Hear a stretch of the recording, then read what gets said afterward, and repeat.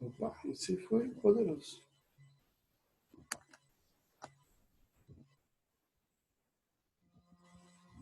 Um, dois, três, entrando, hein?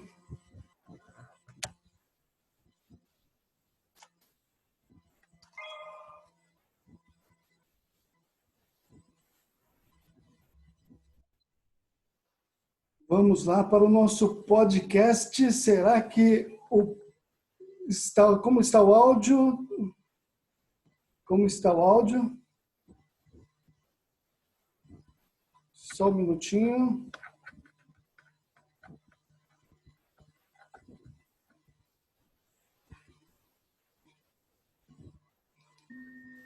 Olá. Como está o áudio? Opa, estou te ouvindo agora. Ah, que maravilha! Todos bem também? Vamos lá. Então vamos. Padre Tadeu, primeiramente, eu quero lhe dizer que eu me sinto muito honrado e agradecido por receber essa bênção que é a sua presença hoje, ao meio-dia, quando vamos começar nossos trabalhos, né? Que vai ser uma caminhada santa, que eu digo, igual aquela que os peregrinos fazem. Eu vou, por um período, fazer essa caminhada para ver se consigo completar essa missão no dia 13 de outubro. Como o padre sabe, dia 13 é uma data muito importante para mim, como devoto de Nossa Senhora do Rosário de Fátima. Então, todo dia 13 eu tenho uma conexão muito forte, desde criança, desde a minha infância. Então, eu queria abrir esse podcast, esse número 1, com o nobre e ilustre Padre Tadeu, e eu gostaria de fazer uma solicitação, antes de mais nada, que agora ao meio-dia, sempre eu faço uma oração, uma Ave Maria e um Pai Nosso. Desde que começou essa pandemia, e aí se o padre quiser e puder fazer esse Ave Maria e esse Pai Nosso, que nós como jogadores sempre fizemos essa oração antes de entrar para uma partida. Então, como vai ser uma partida que eu vou estar dando, então se a gente puder fazer junto essa Ave Maria e esse Pai Nosso, para depois a gente fazer nossa abertura, apresentação do padre e de toda a nossa trajetória que vamos rolar aí nesse podcast número 1, que é o start nessa caminhada, eu ficaria muito agradecido, padre, porque esse Pai Nosso, essa Ave Maria, vai rodar o mundo com essa energia. Porque ao meio-dia, o Zenit, ele está para todos, né? Então, eu tenho o meio-dia como um ponto crucial. Se todos dobrarem o joelho ao meio-dia, a conexão é poderosa, e eu sei que o padre sempre tem sempre uma missa fantástica ao meio-dia, e eu participei de milhares delas, dezenas delas, né? Pode ser, padre? Pode, com muito prazer. Bom dia Ótimo. a você. Então vamos começar então com a oração que você sugere, porque orar sempre é oportuno e nos faz bem. Em nome do Pai, e do Filho, e do Espírito Santo. Amém. Pai nosso, que estais no céu, santificado seja o vosso nome, venha a nós o vosso reino, seja feita a vossa vontade, assim na terra como no céu.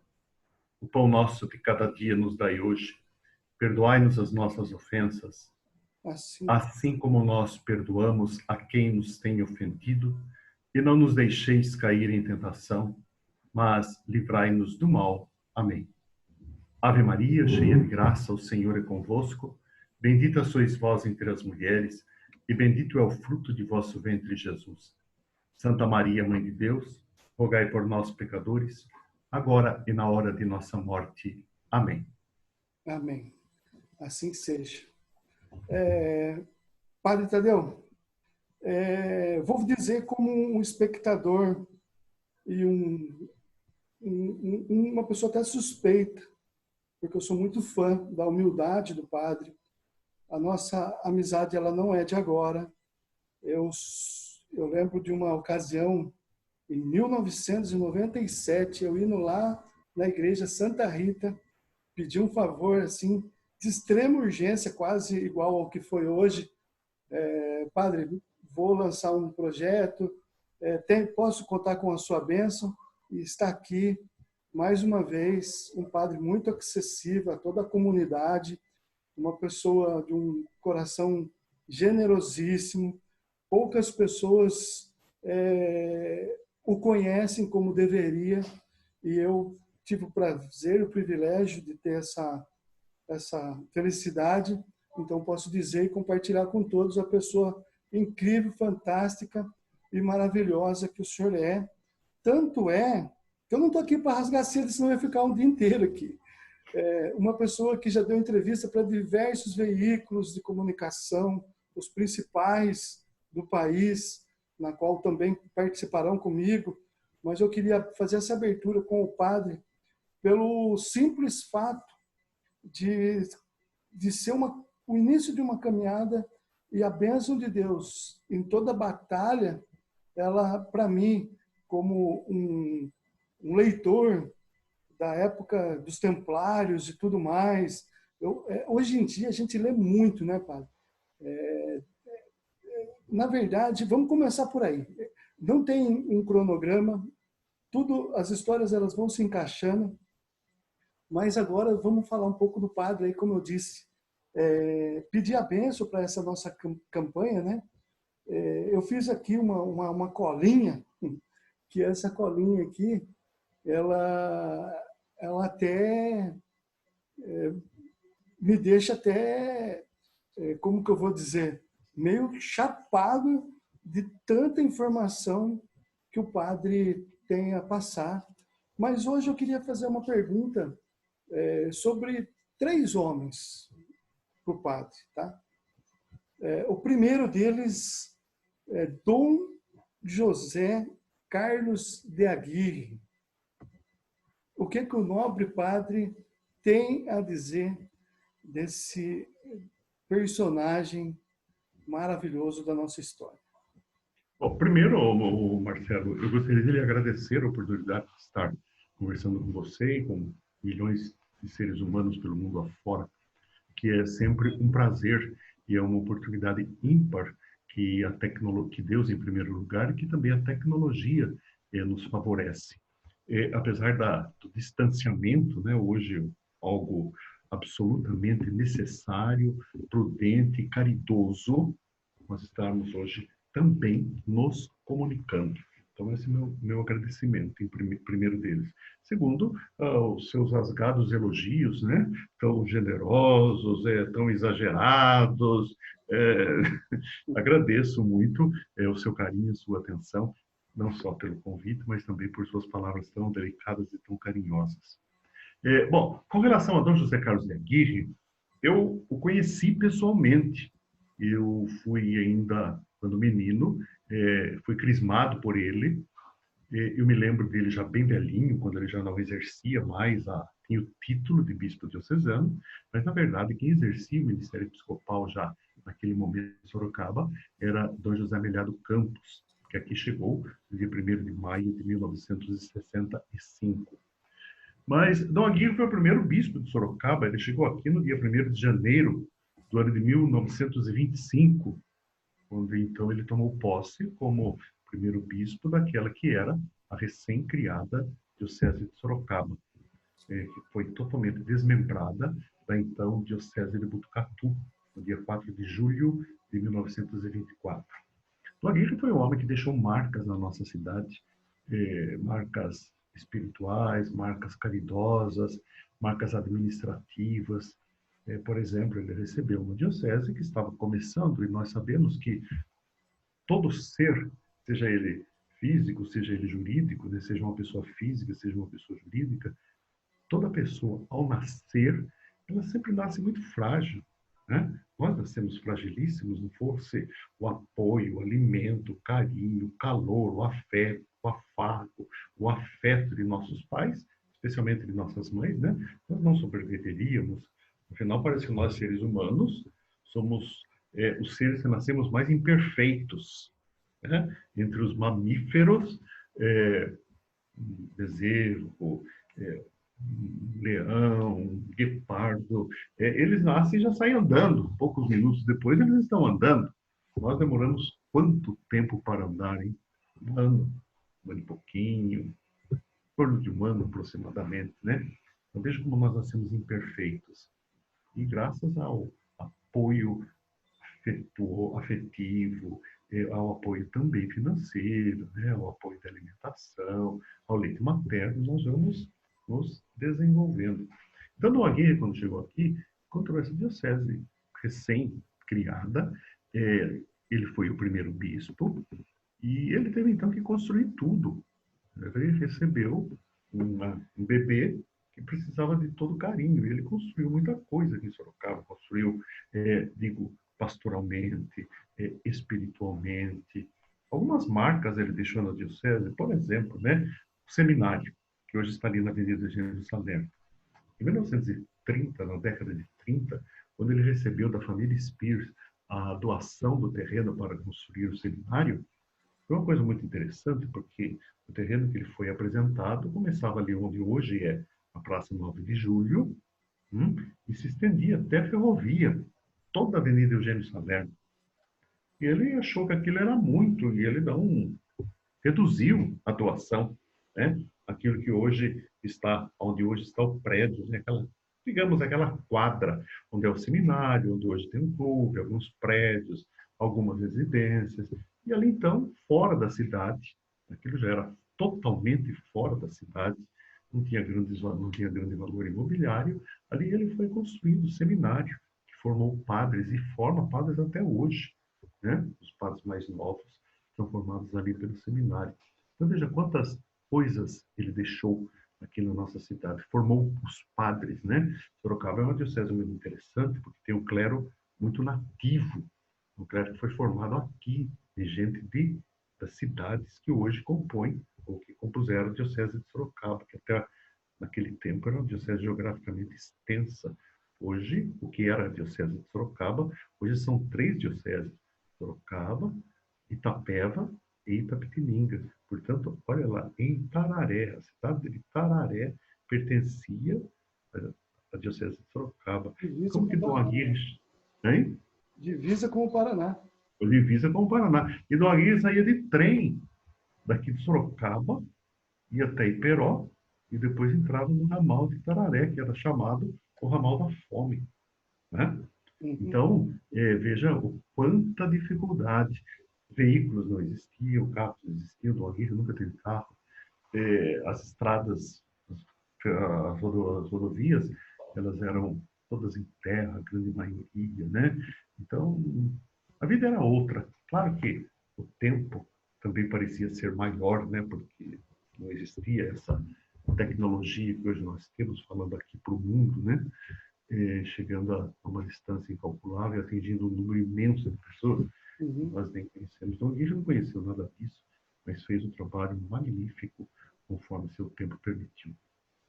Eu fiz questão de abrir com este nome, pois tem uma história incrível e a gente, como sorocabano, deveria, por obrigação, conhecer um pouco da história de pessoas que escrevem a história da nossa cidade, como o padre Tadeu, que aí na Catedral de Sorocaba é uma pessoa que revitalizou e deu um frescor para esse ambiente. Eu não estou falando isso como vicentino, estou falando isso como uma pessoa que também tem circula pelo centro com imóveis ali também. É a minha, vamos dizer assim, que é a minha rota de negócios, o pessoal comerciante do centro ali também, embora também tenha um imóvel ali em frente ao Toto, no prédio Rosa Maria, né, onde reside minha mãe e minha filha também. Então, nas missas de meio-dia, como eu disse, nós estamos sempre presentes. Eu estou dizendo isso também pelas obras sacras, né?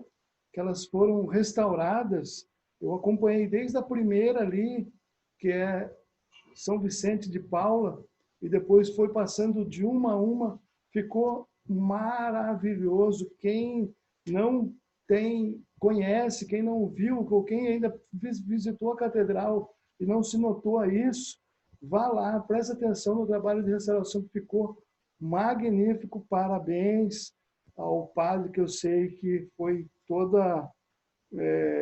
eu sei o trabalho que deu, eu participava das missas, pô, ajuda a gente, vamos, vai ficar tanto, né? Então, eu acompanhei. Então, está aqui os meus parabéns como cidadão sorocabano, porque eu sei que isso é um legado para a cidade e vai perpetuar para a minha geração, dos meus filhos, dos meus netos, esse trabalho aí. Está aqui lembrado. É, a catedral é um monumento da cidade, não é simplesmente uma propriedade da igreja, né? Ela é um monumento que pertence à cidade de Sorocaba, à sua história, ao seu passado, ao seu presente, e por isso deve pertencer também ao seu futuro. E quando ela foi construída, no final do século XVIII, ela não tinha o formato que ela tem hoje. Tinha muita coisa do que tem hoje, mas não tem a arquitetura que hoje ela tem. Por exemplo, né, para quem entra dentro da igreja, onde tem aquelas escadas que sobem para o altar, a igreja terminava ali. Daquela escada para o altar, foi uma ampliação feita no ano de 1900, entre 1918 e 1924, exatamente para ser transformada em catedral. E até então ela não tinha pintura nenhuma, ela era um espaço assim muito light, muito clean, né? E só depois dos anos 30 é que ela começou a receber primeiro uma decoração usando a técnica de stencil. Para quem conheceu o mimeógrafo, né, como nós conhecemos, né, Marcelo? O que é o mimeógrafo? Você usa um stencil, né, onde você faz pequenos furos, depois você vai copiando, seja ele a álcool ou seja ele a tinta, né? São peças hoje de museu. Hoje nós fazemos na tela do computador e a impressora vai nos fornecendo impresso quando nós queremos. Então, na década de 30 foi assim. Depois, na década de 40, o então pároco, Monsenhor Francisco Antônio Cangro, ele contratou o seu Bruno de Giusti, que era um artista italiano, para corrigir ou para implantar uma nova, algo assim mais artístico, não sei se eu posso usar essa palavra, mais catequético. Então, aquelas pinturas daquelas paredes laterais. Acontece que a igreja está construída em cima de água. Interessante isso, né? O centro aqui, embaixo dele há um lençol freático. Na catedral aqui, quando eu fui fazer um pequenino prédio para a secretaria da igreja, a 2,80 metros do solo, verteu água. Olha só. Portanto, é uma camada bem superficial, né? E quando a catedral foi construída, não havia essa técnica, ou a técnica que hoje se usa de permeabilização, dos pedacitos da vida, né? Nada disso existia. Então, uma parede de barro, uma taipa de pilão, que depois, entre 1918 e 24, as paredes foram envelopadas com paredes de tijolo. Portanto, ela está constantemente sugando aquela água e são paredes muito largas, que não há broca que consiga atingir. Nós usamos muita técnica, que líquidos que se cristalizam dentro da parede, mas essa umidade continua sempre a agredir as paredes, né? Então, é uma patologia grave, que é de difícil solução, caríssima solução, tecnologia difícil. Então, nós adotamos esse esquema de criar uma ventilação para as paredes e sabemos que, de quando em quando, pelo menos uma vez por ano, nós vamos ter que chamar o restaurador, mas daí ele já vai fazer correções pequenas em todos os painéis. Mas foi um trabalho que durou 3 anos, como você observou, e custou muito dinheiro. Não custou, não, isso não é despesa, isso é um investimento em torno de mais de 300 mil reais. Aproveitando a deixa, que nós estamos falando da nossa catedral, que é lindíssima, eu sou do dia 18 de março. E dia 19 de março, São José. Esse ano, devido à pandemia, não houve uma série de eventos de lá para cá. E agora, dia 15, tem uma novidade aí que o padre pode estar já adiantando e contando para a gente aí dessa Uhum. ação que vai ocorrer na catedral, que são... Vamos lá, pode... São duas datas Uhum, liturgicamente muito significativas. Você lembrou o seu aniversário, dia 18, né? Dia 19 é o dia de São José, que é o esposo da Virgem Maria, né? E que aqui na Terra ele cuidou de Jesus como pai. uhum, Portanto, é uma data muito querida e uma data aqui na Catedral, historicamente, a Associação de São José, daqueles devotos de São José, devotos e devotas, chamados josefinos e josefinas, né? E é a associação mais antiga da Catedral. Portanto, ela já tem mais de um século. E foi exatamente neste dia 19 de março que houve a última missa presencial na Catedral. uhum. Daí, coincidentemente, era uma quinta-feira.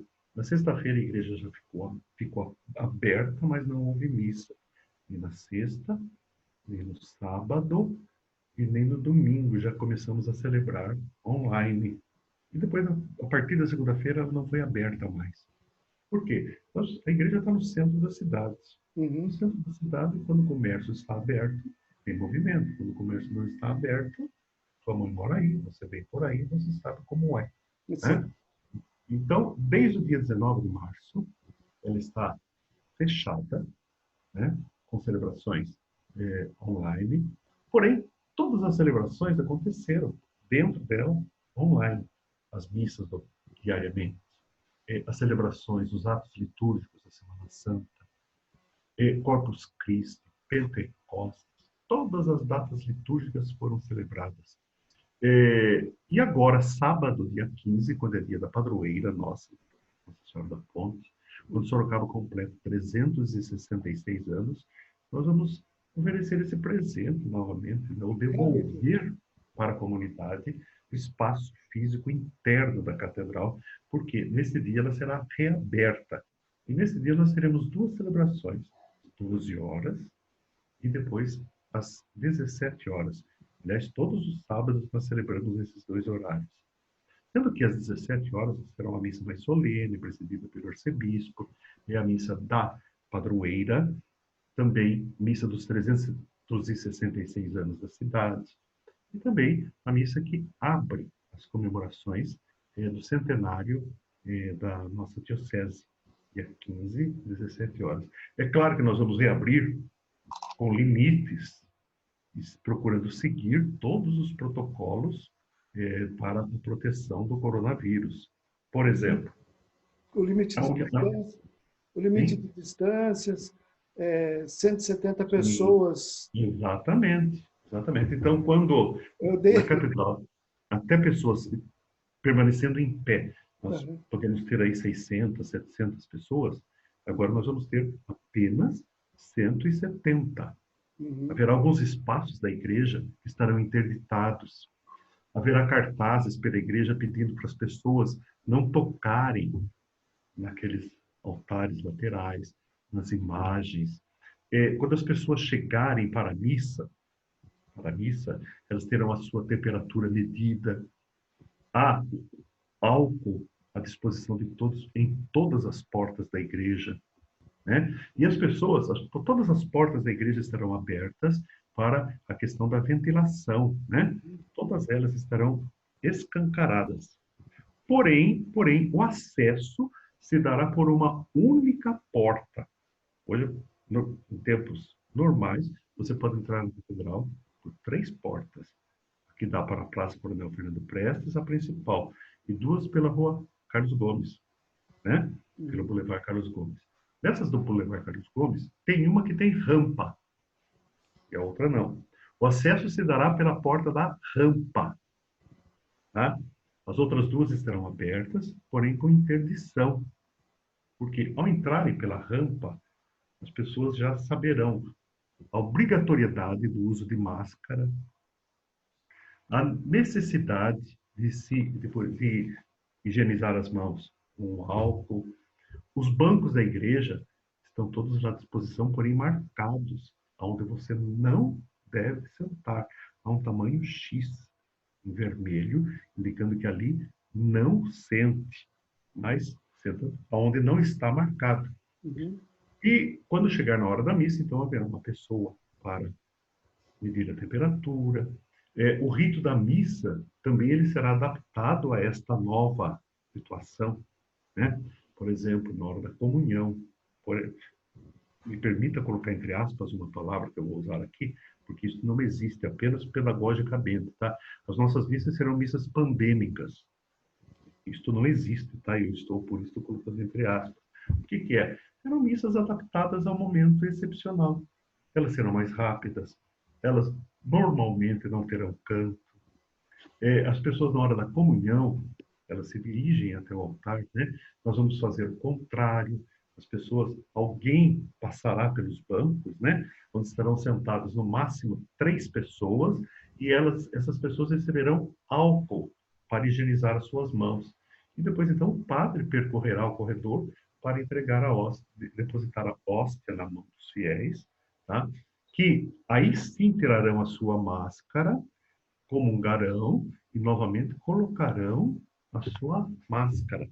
Tudo isso para ajudar na proteção das pessoas.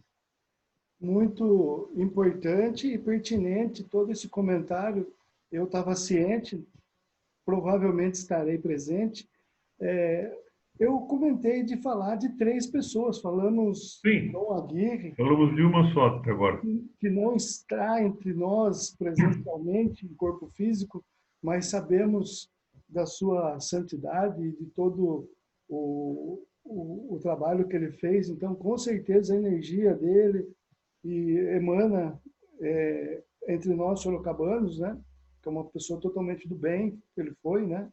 Outra, Uhum. eu descobri ontem, desculpa a minha ignorância como católico, mas eu queria perguntar para o padre sobre São Vicente, mas São Vicente Palotti.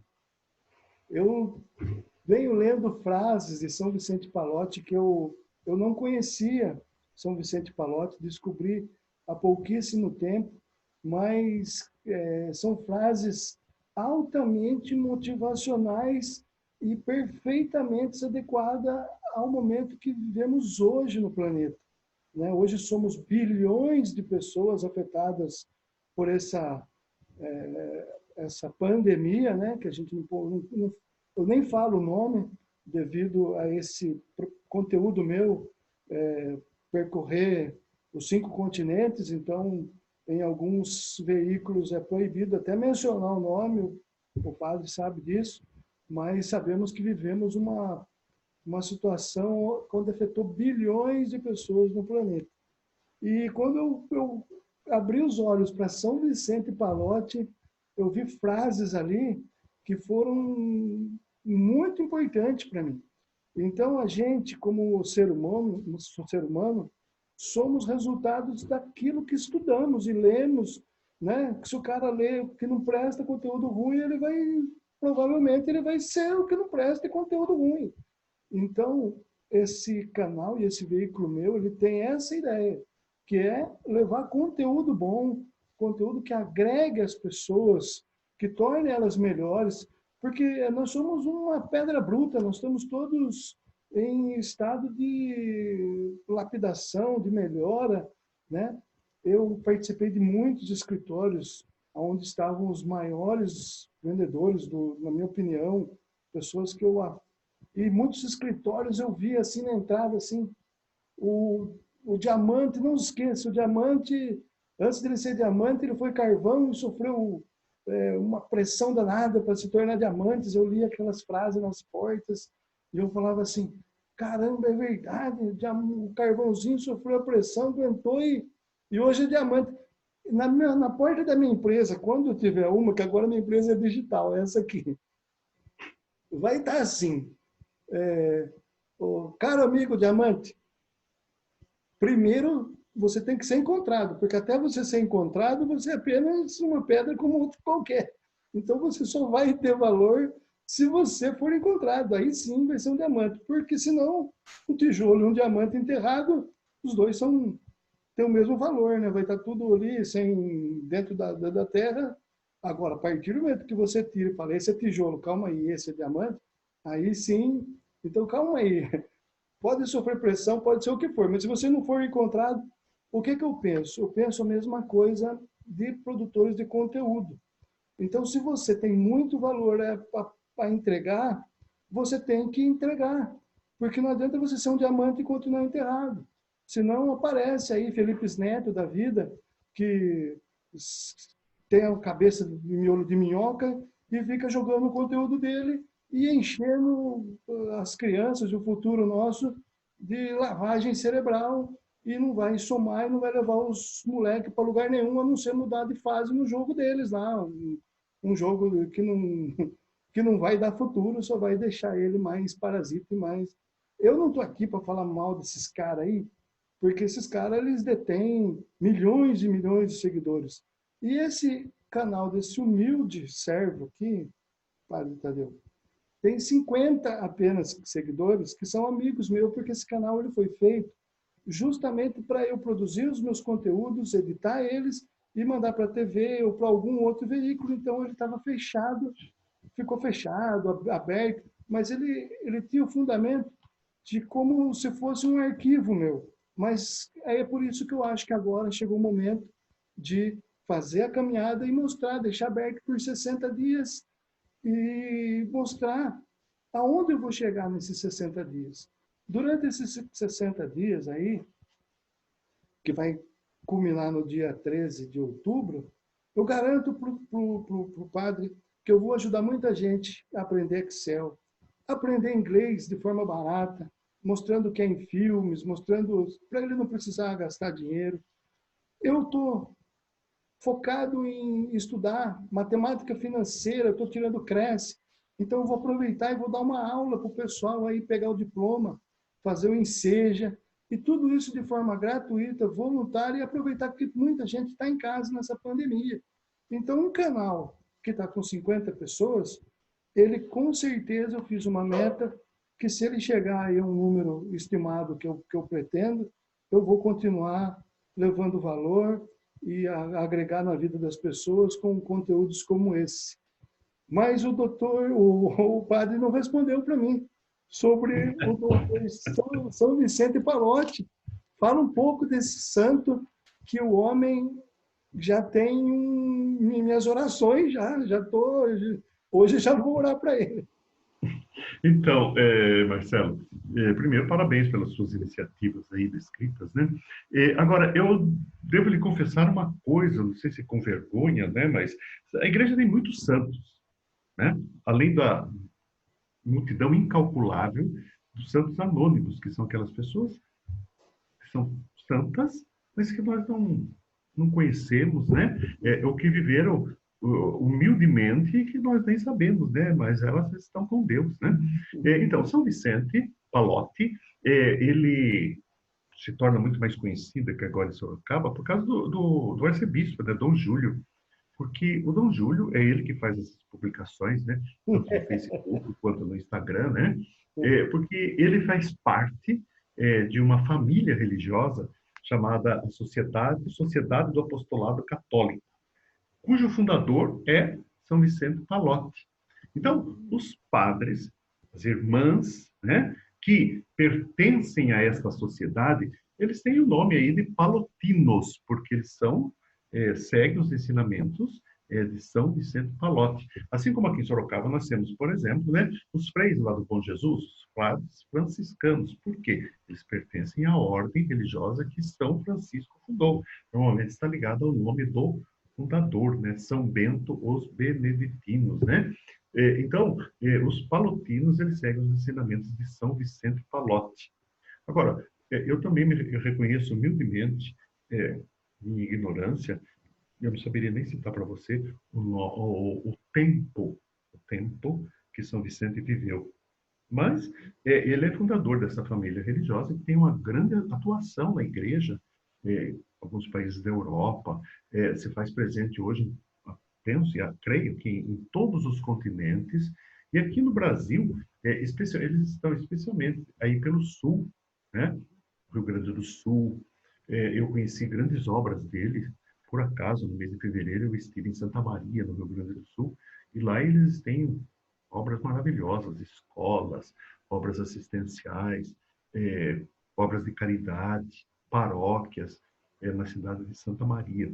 Uhum. Eles têm casas, eu sei, no Paraná, onde inclusive Dom Júlio recebeu a sua formação no seminário, onde ele foi pároco em Santo Antônio da Platina, depois onde ele lecionou para formar novos padres na cidade de Curitiba, lecionou e formou muitos padres, né? E morou lá em Curitiba também, e era em São Paulo, estava em São Paulo quando foi nomeado bispo pelo Papa Bento XVI para ser auxiliar da Arquidiocese de São Paulo, na região da Lapa. Então, fica a minha sugestão de você convidar o Dom Júlio para um dia estar conversando com você aqui, e ele falará com toda a propriedade de São Vicente Pallotti. Ó, na minha humilde anotação aqui, ó, 21 de abril de Olha aí, 1795, acho que deve ser o nascimento dele. E a terceira pessoa que eu ia perguntar para o padre, Dom Júlio entendi a caminho. Era A porque caminho. a Camani, porque eu estava presente naquela missa que foi na praça. Foi um dia onde 25 de fevereiro de 2017. participou celebridades. Eu lembro muito bem dessa data, porque um sábado anterior eu conversei com o padre e falei: padre, eu vou na rádio, eu vou em tal lugar, eu vou fazer uma campanha de divulgação e vou apresentar os meus filhotes para a cidade de Sorocaba, que eu criei uma raça que são cães assim maravilhosos. Ao padre, a vossa pessoa iluminada, de visão, isso é muito importante salientar, porque muitas pessoas elas têm o instinto, mas a visão, ser visionária, o padre tem esse dom, e eu admiro muito pessoas que têm visão, né? Eu não chego a tanto, mas eu também consigo enxergar um pouco adiante graças ao meu conhecimento. Eu venho muito, eu venho de um ciclo que passei por dezenas e dezenas de empresas, os melhores profissionais. Então, de cada pessoa, eu tirei um pouquinho do conhecimento dela e formei o meu caráter, a minha personalidade, o meu jeito de ser. E, então, como eu disse, São Vicente Pallotti tem frases que impactaram. Eu conheci ele ontem, visitando o Instagram de Dom Júlio. Até recomendo o Instagram de Dom Júlio, @Dom Júlio Endi Acamani. Vai lá, a Camine. Então, muito, muito legal. E eu fui na rádio, fiz entrevistas e falei do padre na época. Eu falei: olha, o padre Tadeu me abriu um espacinho ali no canto, onde tem o gramadinho ali, para não ficar na igreja. E apresentei. E nesse dia, fui agraciado porque foi nesse dia a missa do meio-dia foi... Oi? Foi 10 horas. A missa foi às 10 horas, com o padre da Vila Carvalho, falecido Inácio. Padre Inácio. Inácio Krieger. Padre Inácio, que o Padre Inácio ele estava sempre com o meu grupo Nossa Senhora Aparecida, que eu também sou vicentino, né? Estou focado aqui, né, nos meus negócios digitais, mas eu tenho um grupo, que inclusive foi o Cuíca, que é do meu grupo, que foi um dos que foi com a enxada lá, Carpi, onde é o Betânia hoje. Então, a gente reunia toda quarta-feira. Acho que o grupo continua se reunindo. Eu só que dei uma afastada, pois apareceu compromissos e eu acabei. Mas futuramente pretendo voltar ao meu grupo de vicentinos, porque isso faz muito bem para a alma e muito mais. Então, a pessoa que eu ia falar era Dom Júlio mesmo. Então, o padre já respondeu que ele tem uma trajetória ímpar, né? E Sim. uma pessoa de uma simplicidade também enorme. Eu, quando peguei o meu tercinho, estava no plástico ainda. Um eu levei para o padre abençoar, e o outro eu levei para ele. Ele segurou, deu um sorrisinho amarelo, fiz a selfie e falei, obrigado, está abençoado. Porque eu tenho, assim, esse aqui veio para mim da igreja de Portugal, é um São Bento, né? Veio da igreja de Portugal, que minha mãe trouxe lá, um São Bento. Eu tenho a medalhinha aqui, porque eu acredito muito também na oração de São Bento. É uma oração poderosa. Eu vou deixar essa oração aqui no card para as pessoas que depois quiserem estar aprendendo a oração de São Bento. Eu vou deixar no card aqui a história de Dom Aguirre e todas que eu peguei lá no Facebook do padre. Então vai ser, esse vídeo vai ter um caráter espiritual para que as pessoas, como eu, elas trilhem pelo caminho da luz, né? Onde ela encontre tranquilidade, onde ela encontre paz, né? Seja ela qual religião for, mas é o momento dela se apegar com a dela, né? E que, na verdade, todas elas, é como eu vejo, desculpa a minha ignorância, padre, mas eu vejo todas elas como raízes que levam a um caminho só, que é Jesus, né? A Deus.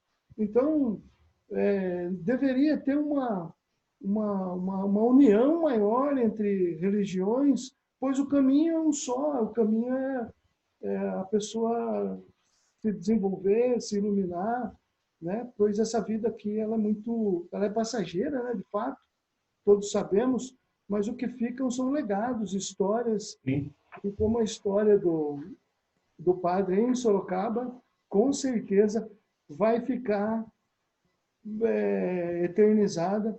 E uma coisa eu já digo, viu, padre? Eu costumo ser o tubarão do marketing.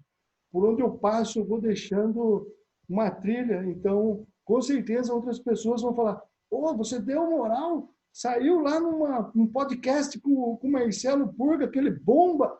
Oh, eu sou muito mais, eu sou muito mais pai." Aí os convites vão aparecer aos montes. Eu sei disso. Ah, deixa eu só falar uma coisa que eu senti agora. Quando eu estou nas missas ao meio-dia, que é a missa que eu mais frequentava antes de tudo isso, eu sentia na homilia ou em outros momentos da celebração, o padre alterar, inclusive, a cor, né? Eu percebi assim, o Espírito Santo está batendo forte, ele está do lado. Eu senti o Espírito Santo junto ao Senhor. É fato ou é apenas um sentimento? Porque o calor vinha em mim, eu falei, nossa, o mesmo calor que eu estou sentindo está nele lá, só que o dele está maior, porque ele está parecendo um pimentão. Conta para nós.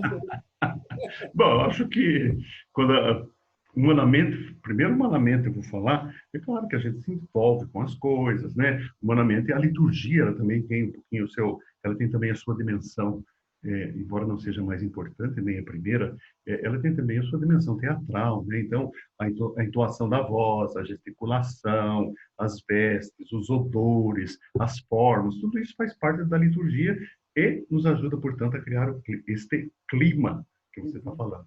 Em segundo lugar, acho que nós que presidimos a liturgia, que somos ministros ordenados, e também os não ordenados, nós devemos ter uma consciência, devemos ter a consciência de que nós não estamos fazendo aquilo a partir de nós, mas nós estamos ali no lugar de quem? No lugar de Cristo. Apesar de nós sermos pecadores, de nós sermos indignos, de nós não termos nenhuma capacidade para tanto, mas ele constituiu a sua igreja sobre pessoas limitadas. Pedro, por exemplo. Pedro foi o primeiro escândalo da igreja. Por quê? Negou Jesus, né? Eu não sei de quem vocês estão falando. Muitas vezes disse coisas bonitas, porém cheias de boa vontade, porém coisas erradas ele dizia para Jesus, né? Não vai não a Jerusalém, vamos ficar aqui lá em Jerusalém para morrer para quê? E Jesus disse para ele: "Ô Satanás, sai do meu caminho. Olha, Pedro tinha sido chamado de bem-aventurado por Jesus, agora é chamado de Satanás. Então você veja, né? Então ele também era uma pessoa limitada, mas era uma pessoa que tinha uma paixão imensa Uhum. pela pessoa e pelo mistério de Jesus. E acho que nós devemos ter esse encantamento. Nós não tivermos esse encantamento, nós não vamos jamais ser esse instrumento. Poderemos estar fazendo um discurso bonito até, poderemos estar vestindo vestes maravilhosas, mas sem nenhum encantamento, apenas para a vaidade pessoal. E não é isso que importa. Estamos ali e o Espírito é que realmente deve falar em nós e por nós. Padre, uma coisa que sempre eu tive curiosidade, estou falando como uma conversa, a gente sentado no banquinho ali da catedral, na grama, uma conversa com um fiel honrado da Igreja Católica. E esse amigo seu pergunta, essa é uma pergunta minha, eu sou totalmente não, eu sou bem organizado, bem desorganizado. E para ser padre, a organização é fundamental. Muitos dos meus negócios, às vezes eu procuro um papel, eu estou sentado em cima, ontem eu estava procurando a caneta, estava no meu bolso. De tanta... o que eu queria perguntar é o seguinte, dá uma dica para o pessoal que vai, está ouvindo aqui, vai ver essa live aqui, como eles se organizarem, dá dica de organização para o cara saber que para ele ser padre, ele vai ter que, uma das primeiras coisas é disciplina, organização e estudar muito, ler para caramba, porque né, não é fácil. Se fosse fácil, dá uma dica para nós aí. Bom, a primeira coisa, eu acho que no caso, né, para ser padre, né, para ser discípulo de Jesus, a primeira coisa que a gente deve, primeiríssima coisa, em primeiro lugar, e não é só em primeiro lugar, é algo assim constante, algo perene, é esta intimidade com Jesus, este encantamento, encantar-se pela pessoa, pelo mistério, pela palavra de Jesus, né? Ter coragem de entregar-se a Ele, ter essa disposição e manter-se unido, né? Por exemplo, né? Quando ele fala, né? Eu sou a videira e vocês são os ramos. Eu vou lembrar de uma flor, né? Nós todos admiramos as flores, né? Delicadas, cheirosas, bonitas, encantadoras, né? E às vezes, tanto nós gostamos delas, que até nós cortamos e colocamos um vaso de água na mesa da nossa casa. Porém, na hora que nós cortamos, nós começamos a matar a flor, que tanto nós gostamos. Porque nós tiramos ela, nós a tiramos do galho. Então, se nós quisermos nos manter unidos e fiéis, é preciso que nós nos mantenhamos unidos a Cristo. Não basta ficar perto, né? Não basta colocar numa água para prolongar ou para retardar. Isso só prolonga e retarda a morte da flor. Então, acho que esse encantamento. Segunda coisa, acho que um pouquinho de disciplina, né, Marcelo? Não faz mal para ninguém. Né? Nós padres não somos nenhum modelo, não sou também nenhum modelo de organização, não sou nenhum modelo para nada, para ninguém. Mas acho que um pouquinho de disciplina faz bem para todo mundo, né? Leitura faz bem para todo mundo, a oração faz bem para todo mundo. Então, eu acho que a gente tem que começar com essas pequeninas coisas, né? Saber, né, cuidar em primeiro lugar do seu interior, do seu coração, e também saber cuidar de si, né? Hoje nós temos, por exemplo, né, que nos acostumar com a máscara. Eu já tive que voltar para casa, né, para pegar a máscara, porque eu esqueci, né, porque ainda não nos adaptamos plenamente. Mas ter essa disposição, né? Pô, mas eu vou ter que voltar. Tem que voltar. Né? Por quê? Porque se eu ficar sem, eu estaria fazendo mal para mim e para aqueles que, possivelmente, para mim e para aqueles com quem possam me encontrar. Eu já acostumei tanto que eu estou usando até no carro, já dentro do carro, só eu e já... Eu, para não ter o perigo de esquecer, eu tenho uma no carro só para quando eu esqueço. Padre, eu tenho uma... Como eu disse, eu sou um resultado de muitas frases de pessoas. Como eu disse, gostei de São Vicente. Teve uma lá em específico que acertou meu coração que nem uma flecha. Dentre todas essas da minha vida, porque eu leio muito, eu fui vendedor de livro. Eu vendi livro do Rio Grande do Sul até Fortaleza. E eu fui um dos melhores do Brasil, modéstia à parte. E eu queria entender por que que eu me dava tão bem e ganhava dinheiro vendendo muitos livros, fazendo palestra em salas de aula. Então, uma escola com 5.000 alunos, eu falava com todos. E aí, ontem, elaborando as perguntas para a gente bater esse papo aqui nesse podcast, bem descontraído, né? Bem leve, eu pensei assim, sabe qual era o meu segredo? Por que eu vendia tanto? Porque quando eu entregava um livro para uma menina, em 2000, que hoje ela tinha 10 anos, hoje ela está com 30 anos, por exemplo. Ela é médica hoje, pode estar numa linha de frente de um Covid, ela é uma advogada, ela é uma engenheira. E quando eu entregava aquele livro, eu não estava entregando algumas folhas e eu não estava pegando um dinheiro. Na verdade, eu estava entregando para aquela pessoa o sentimento que eu tenho hoje. Minha querida, com esse conhecimento aqui, você vai poder ser o que você quiser no futuro. Então, eu tinha essa visão. Quando eu entregava um livro, eu falava assim, puxa, essa menina merece ser alguém na vida. Então, todo mundo, para mim, que comprava, eu falava, puxa, esse vai ser alguém, esse vai ser alguém. Aquele que não comprava, eu às vezes falava, olha lá, seu amiguinho comprou, empresta dele. Por quê? Porque eu sempre acreditei na leitura, né? Eu mesmo com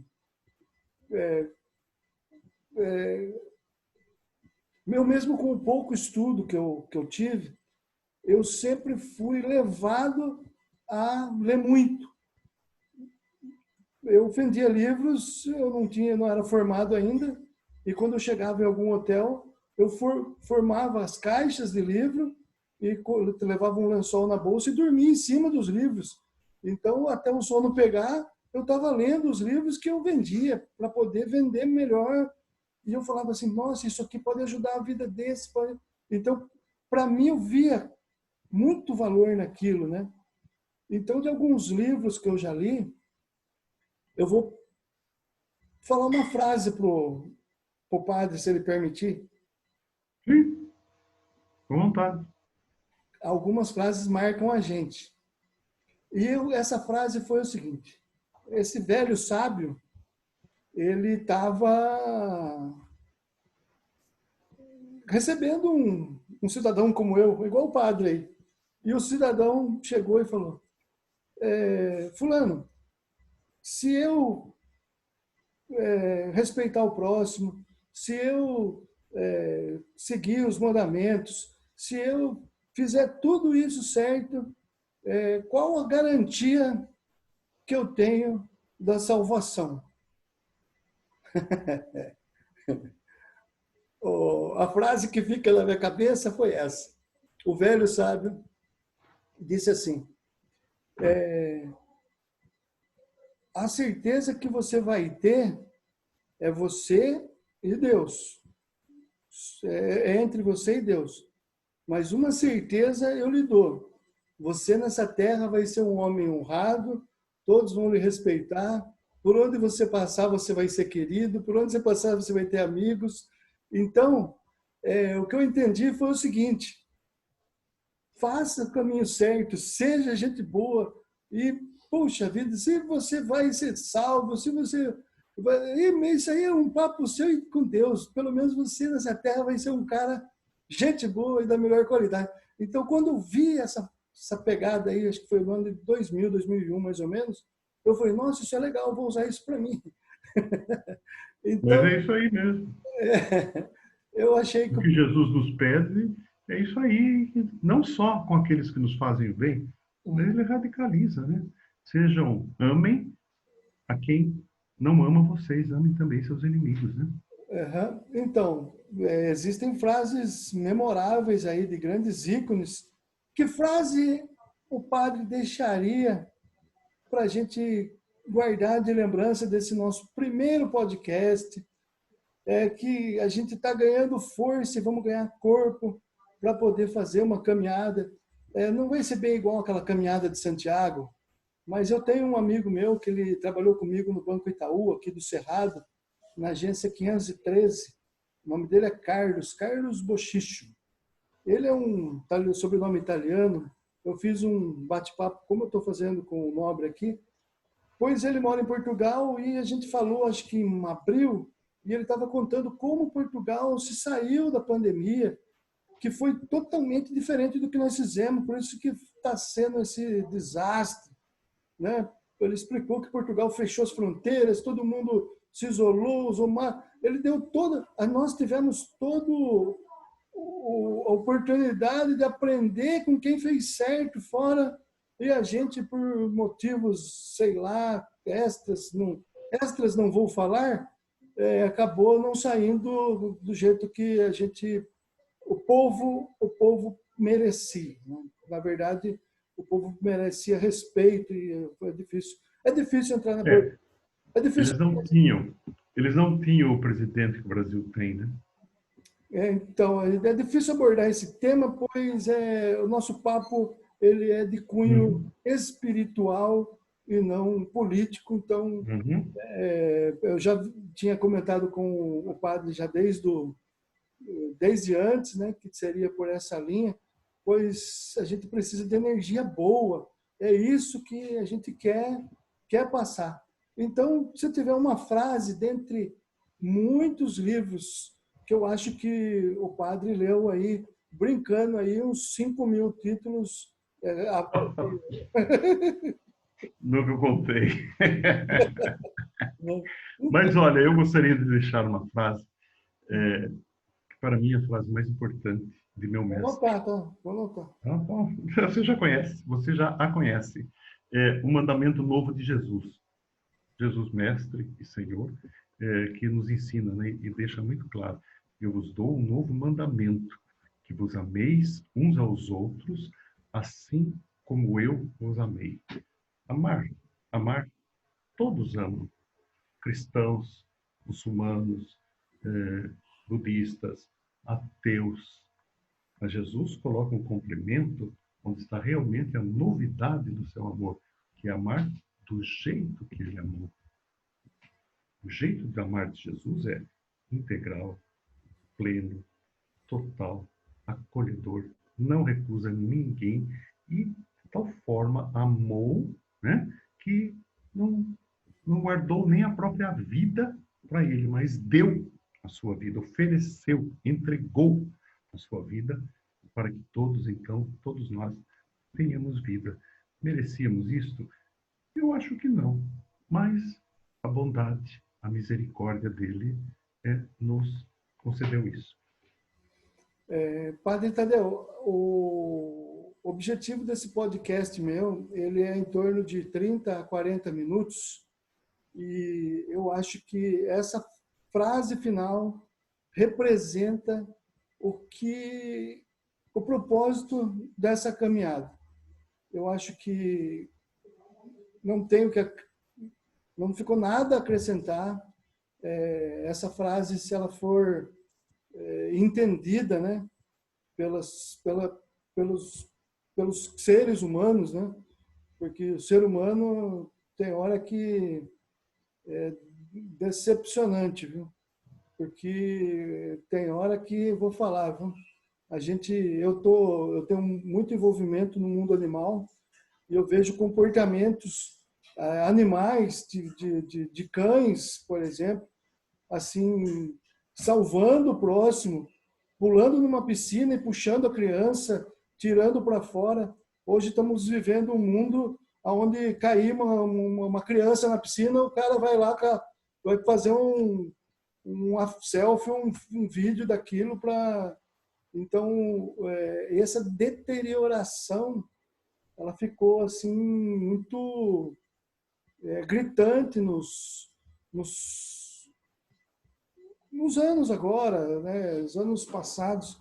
Então, o fato dessa pandemia ter ocorrido, acho que talvez seja um alerta para as pessoas darem valor naquilo que é de mais importante, que é a família, os laços com as pessoas que sempre estiveram ao seu lado.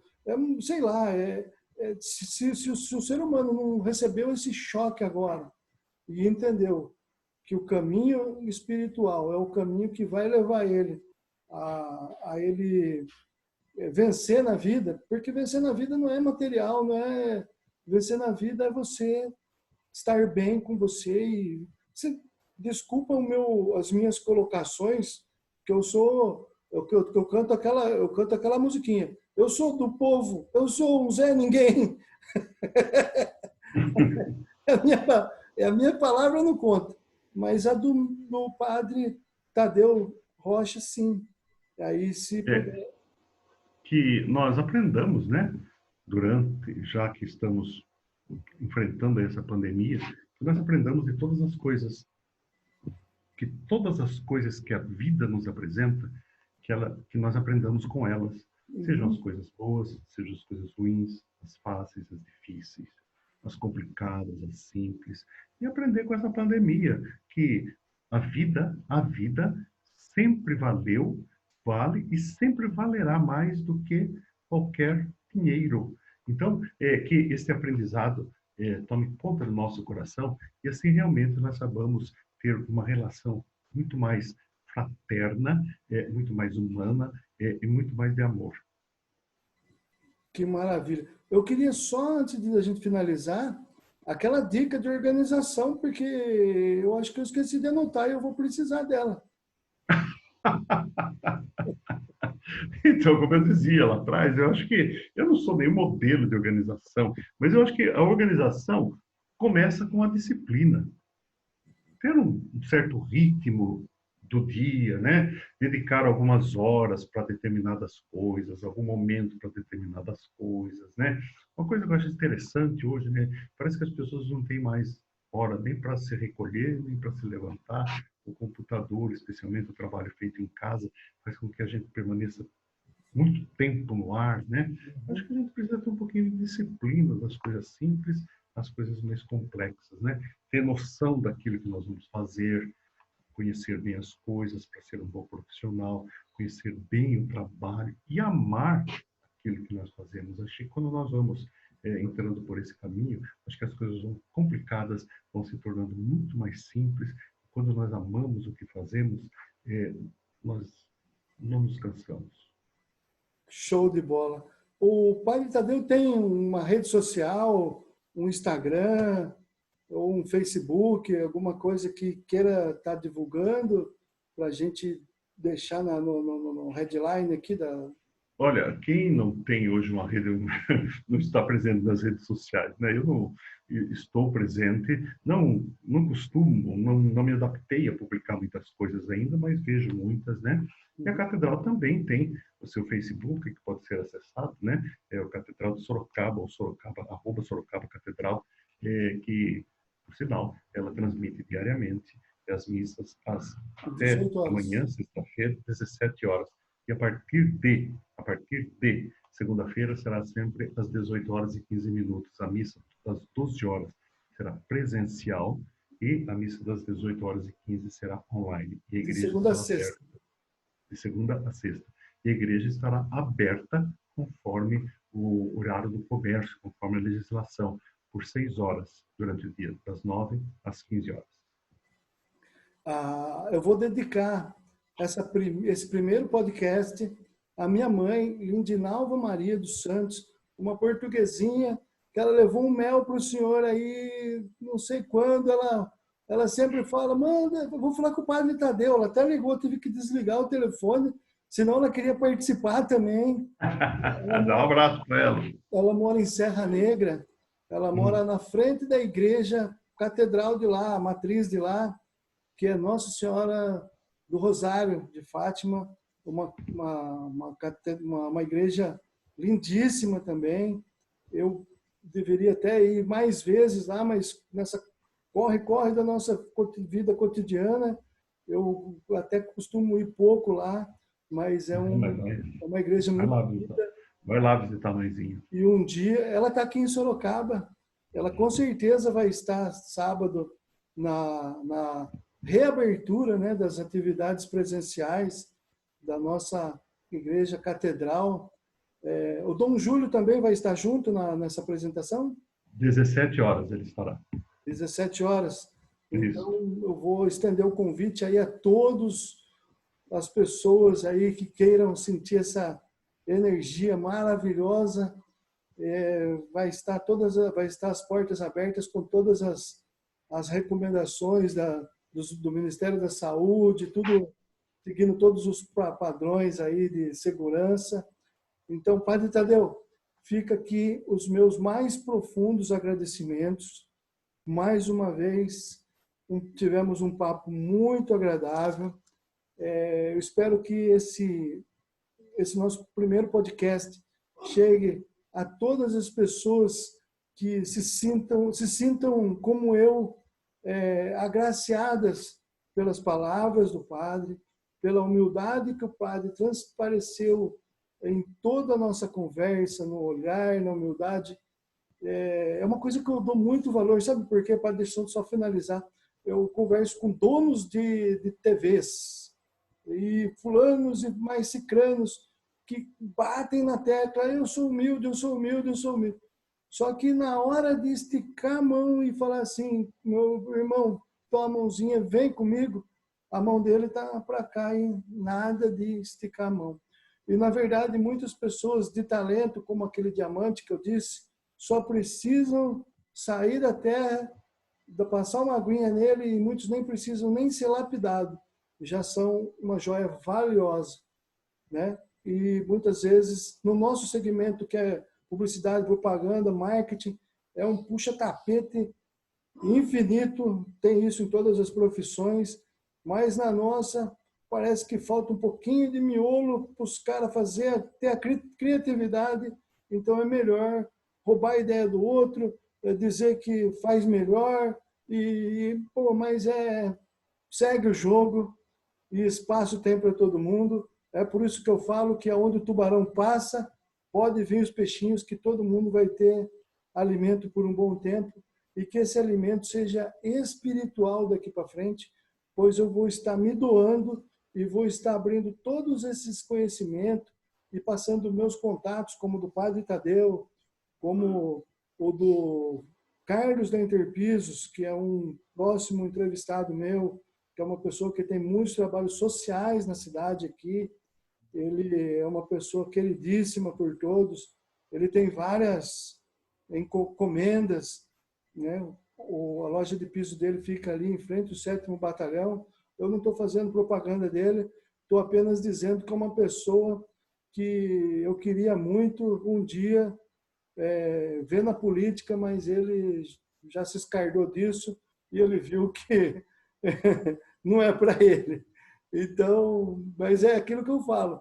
Quando a pessoa é do bem, é complicado trazer e seguir a cartilha de quem tem conchavos e tudo mais, né?